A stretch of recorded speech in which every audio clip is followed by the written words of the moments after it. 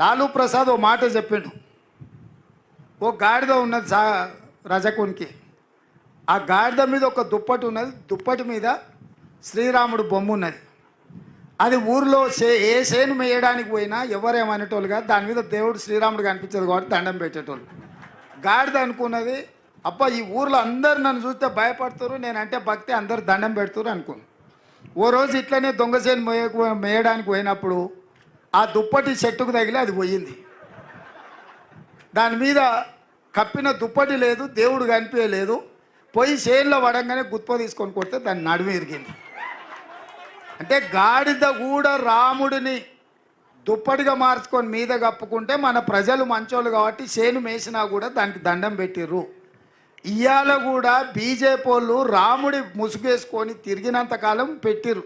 ఇవాళ ముసుగు తొలగిపోయింది. ఇక బీజేపీ వాళ్ళ నడుము ఇరిగేది ఒకటే పెండింగ్ ఉంది ఎన్నికలల్లా.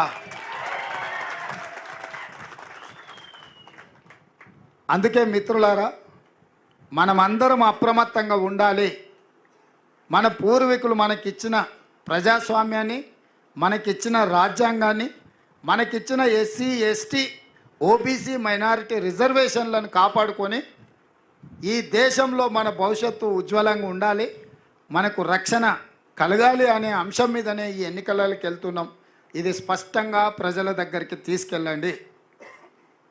చెప్పండి స్పష్టంగా ప్రజలకు.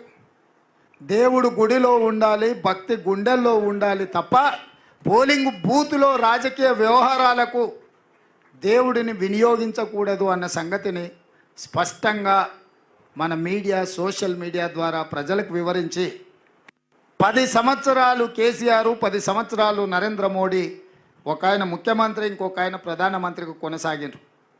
వాళ్ళు మూడోసారి పదవులలో కూర్చుంటారంట. కానీ 100 రోజుల్లో 6 గ్యారెంటీలలో 5 గ్యారెంటీలు అమలు చేసినా మనం దిగిపోవాలంట. 100 రోజుల్లో పనిచేసిన ప్రభుత్వమే పడిపోవాలంట. 10 ఏళ్ళు పనులకి ఇచ్చిన వీళ్ళేమో మూడోసారి మళ్ళీ కుర్చీలో కూర్చోవాలంట. చెప్పండి, ఈ 10 ఏళ్ళలో మీరు చేసింది ఏంది? 100 రోజుల్లో మనం చేసింది ఏంది? నిన్నమన్నా నేను అన్న దూలం లెక్క పెరిగితే కాదు, దూడకున్న బుద్ధాన్ని ఉండాలని హరీష్ రావు మొన్న అన్నాడు. నేను 15 ఆగస్టు లోపల 2 లక్షల రూపాయల రైతు రుణమాఫీ చేస్తాను. నేనంటే, రేవంత్ రెడ్డి నువ్వు 15 ఆగస్టు లోపల చేయకపోతే నువ్వు రాజీనామా చేయాలా, నువ్వు చేస్తే నేను ఎమ్మెల్యే పదవికి రాజీనామా చేసి మళ్ళీ సిద్దిపేటలో పోటీ చేయను అన్నాడు. నేను ఆ సవాల్ను స్వీకరించి, మంచిది హరీష్ రావు గారు, నీ సిట్టి జేబులో పెట్టుకో రాజీనామాది, 15 ఆగస్టు తర్వాత సిద్దిపేటకు నీ శని వదులుతుంది, చింతమాడికలో పోయి చింతశెట్టు కింద వండుకో అని చెప్పిన. ఇవాళ ఏమంటుండే, అమరవీరుల స్తూపం దగ్గరకు పోయి దాన్ని కూడా ఆయనకి ఎప్పుడు మోసం చేయాలనిపిస్తే ఆ మోసానికి ముసుగు అమరవీరుల స్తూపం, దాన్ని వెనకాల దాచుకొని అబద్ధాలు చెప్తాడు. ఇన్ని రోజులు ఎప్పుడైనా అమరవీరుల స్తూపం కాడిపోయిందా? ఇవాళ పోయి చెప్తున్నాడు ఈ రైతు రుణమాఫీ కాదు, ఇంకేంటి కండిషన్లు చెప్పి ఇవన్నీ చేసి ఇంత పెద్ద లేఖ రాసుకొచ్చారు. రాజీనామా లేఖ అట్లా ఉండదు. నాకు ఎవరో చూపించారు, మొత్తం సీసపత్యం రాసిండు అందులో, వాళ్ళ మామ చెప్పిందంతా. రాజీనామా లేఖ ప్రిస్క్రైబ్డ్ ఫార్మెట్లో స్పీకర్ గారు ఒక ఫార్మెట్ ఇస్తాడు. దాంట్లో ఒక్క పదము పొల్లు పోయినా ఆ కాగితమే చెల్లదు. మళ్ళీ ఈయన సీసపద్యం అంతా రాసుకోవచ్చండి. సీసపద్యం రాజీనామా పత్రం చెల్తుందా? పెద్ద తెలివి అనుకుంటుండే ఆయన. తాటి చెట్టు లెక్క పెరుగుతే కాదు నాయన, మోకాళ్ళలో కాదు అరికాళ్ళకు పోయినట్టు నీ తెలివితేటలు హరీష్ రావు. ఇప్పుడు కూడా నేను చెప్తున్నా హరీష్ రావు, నీ సవాల్ను స్పష్టంగా మేము స్వీకరిస్తున్నాం. 15 ఆగస్టు లోపల 2 లక్షల రూపాయల రుణమాఫీ చేస్తా, నీ రాజీనామా రెడీగా పెట్టుకో. రైతులకు రుణమాఫీ చేయకపోతే మాకెందుకు అధికారం? ఈ రైతులకు రుణమాఫీ చేయకపోతే ఆ రైతులు ఎవరు? మా వాళ్ళే కదా, మా కుటుంబాలే కదా, మా పరివారమే కదా.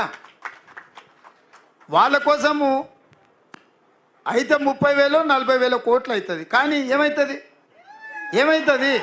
నువ్వు కాళేశ్వరం దోసుకున్న 1,00,000 కోట్ల కంటే ఎక్కువనా? హైదరాబాద్ చుట్టూతో నువ్వు ఆక్రమించుకున్న వేలాది ఎకరాల కంటే ఎక్కువనా? ఇక సరే, అంత దూరం ఎందుకులే. కానీ మీ దోపిడీ, మీలాగా దోపిడీ చేయకుండా ఒక్క సంవత్సరం నేను కడుపు కట్టుకుంటున్నానంటే ఆ 40,000 కోట్ల రూపాయలు బ్యాంకులకు ఎడవసేత్తో చెల్లిస్తాను నేను. అందుకే మీకు అందరికీ మీ ద్వారా తెలంగాణ ప్రజలకు తెలవాలి, 15 ఆగస్టు లోపల 2 లక్షల రైతుల రుణమాఫీ చేసే బాధ్యత మన ప్రభుత్వాన్ని స్పష్టంగా ప్రజలకు చెప్పండి. రెండవది, బీజేపీ గెలిస్తే ఎస్సీ ఎస్టీ ఓబీసీ మైనారిటీ రిజర్వేషన్లు రద్దు అవుతాయి.